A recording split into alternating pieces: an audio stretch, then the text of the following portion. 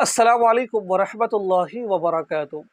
Bush زری کرنا یعنی کہ اپنے آپ کو ناجائز طریقے سے ڈسچارج کرنا، یہ اچھا خاصا عورتوں میں بھی پایا جاتا ہے اور مردوں میں بھی پایا جاتا ہے۔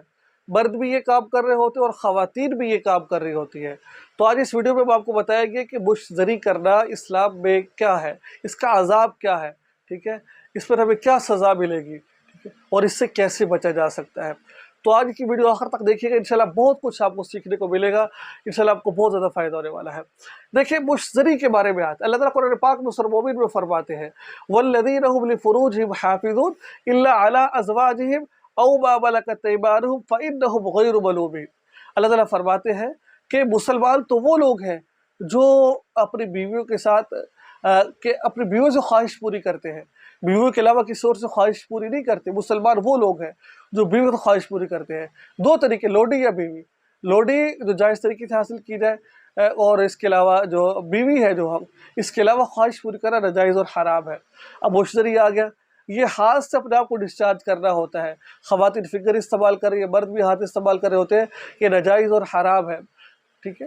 تو اس کے لیے ایک تو قرآن پاک کی میں نے آپ کے سامنے حدیث بیان کر دی ہے، قرآن پاک کی آیت بیان کی ہے۔ نمبر 2، حدیث پاک میں آتا ہے قیامت میں اللہ تعالیٰ 7 لوگ ایسے ہیں جن کی طرف اللہ تعالیٰ نہ نظر کرم کرے گا، نہ رحمت سے دیکھے گا، نہ ان سے بات کرے گا۔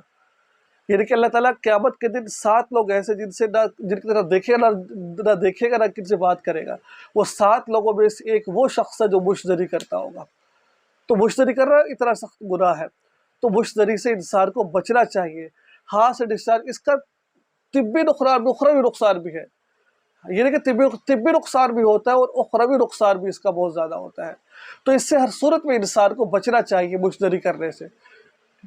تو اب اس سے بچا کیسا جائے؟ آپ ارادہ کر لیجیے بچنا ہے۔ سب سے پہلے موبائل، ٹچ موبائل، اس کو رکھ دیجیے، اس کی جگہ پر آپ چھوٹا موبائل بٹن والا لے لیجیے، ٹھیک ہے۔ ایک تو آپ نے یہ کام کر رہا ہے، بٹن والا موبائل لے لیا۔ نمبر 2، جو آپ کی ذمہ داری ہے، آپ نے تنہائی میں نہیں رہنا ہے۔ ہمیشہ آپ نے اپنے آپ کو یعنی کہ مصروف رکھنا ہے کسی نہ کسی کام میں۔ تنہائی میں رہیں گے تو پھر آپ کو جو سے نقصان ہو سکتا ہے۔ تنہائی میں مت رہے، مصروف رہے آپ، ٹھیک ہے۔ اور کوئی نہ کوئی کام میں مطالعہ کرتے رہے، کوئی نہ کوئی کام کرتے رہے، لوگوں کے سامنے رہے۔ اور ایک وظیفہ آپ کو بتا دوں میں، وظیفہ یہ ہے کہ آپ نے ہر نماز کے بعد 7 دفعہ قل اعوذ برب الفلق اور 7 دفعہ قل اعوذ برب الناس پڑھ کر اپنے دل پر اور سینے پر دم کرنا ہے۔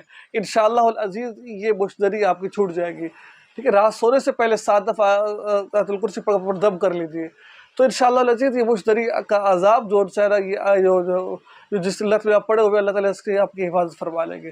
تو دعا میں یاد رکھیے، چینل کو سبسکرائب کر لیجیے اور اس ویڈیو کو آپ شیئر ضرور کیجیے گا۔ السلام علیکم۔